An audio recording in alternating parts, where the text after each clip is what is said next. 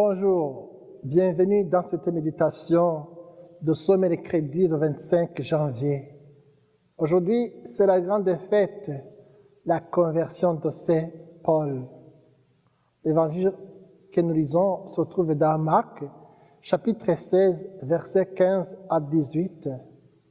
Allez dans le monde entier, proclamez l'évangile.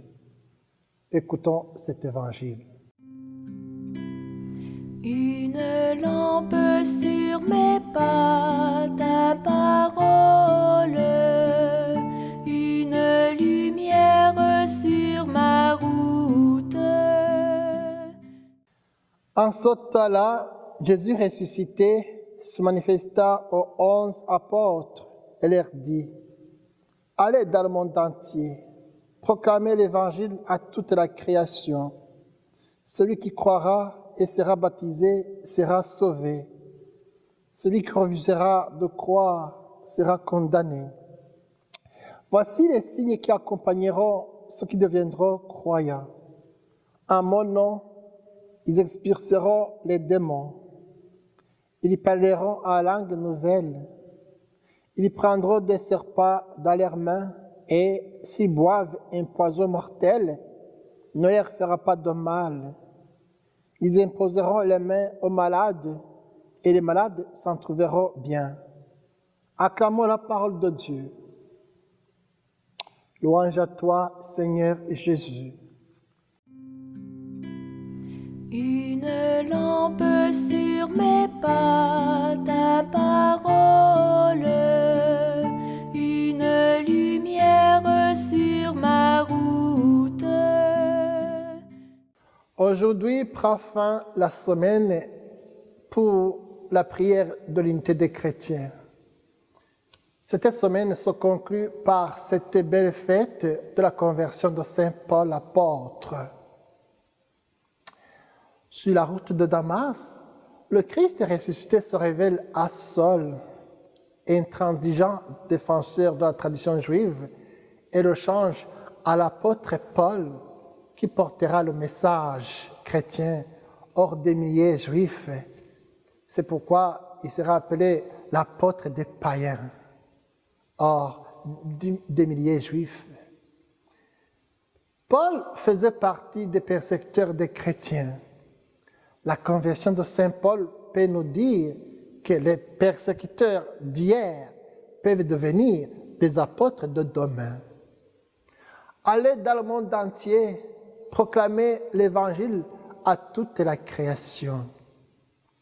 Ce passage relate les dernières paroles de Jésus avant qu'il monte au ciel. Le mystère de l'ascension est essentiel pour notre vie chrétienne. Le Christ, qui s'est volontairement réduit à un corps d'homme lors de l'incarnation, retourne maintenant avec son corps dans le sein du Père pour pouvoir revenir vers chacun d'entre nous sans être limité dans l'espace à travers le don de l'Esprit Saint. Ainsi, l'incarnation atteint son sens plénier.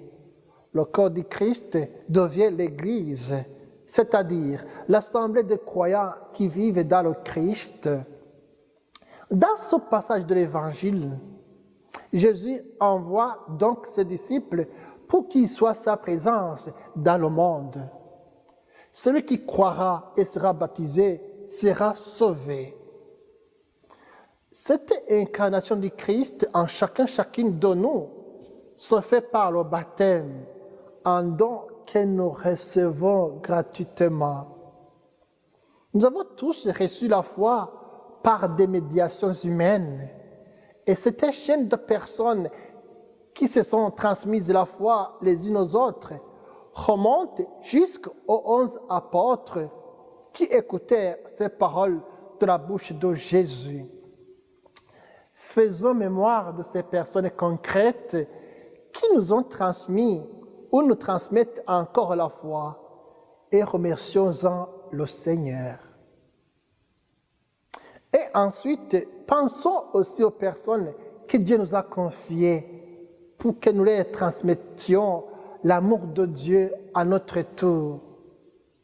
et prions aussi pour elle. Ainsi, dans notre vie, les signes essentiels de la présence de Dieu ne sont pas des miracles sensationnels, mais des manifestations plus discrètes. Les sacrements et la charité qu'il vivifie en nous. Nous pourrions dire que par les sacrements, notre vie entière de baptisé devient le signe de la présence de Dieu dans notre monde. Notre vie chrétienne consiste à devenir de plus en plus signe, à ne plus nous annoncer nous-mêmes devant les autres, mais à proclamer par notre vie que le Christ est ressuscité.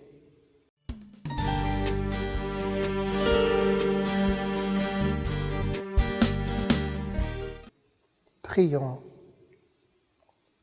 Seigneur, que je sache t'annoncer par mes paroles, mes actes, mon témoignage. Que l'amour que tu as mis dans mon cœur rayonne autour de moi. Amen. Que Dieu Tout-Puissant vous bénisse, le Père, le Fils et le Saint-Esprit. Amen.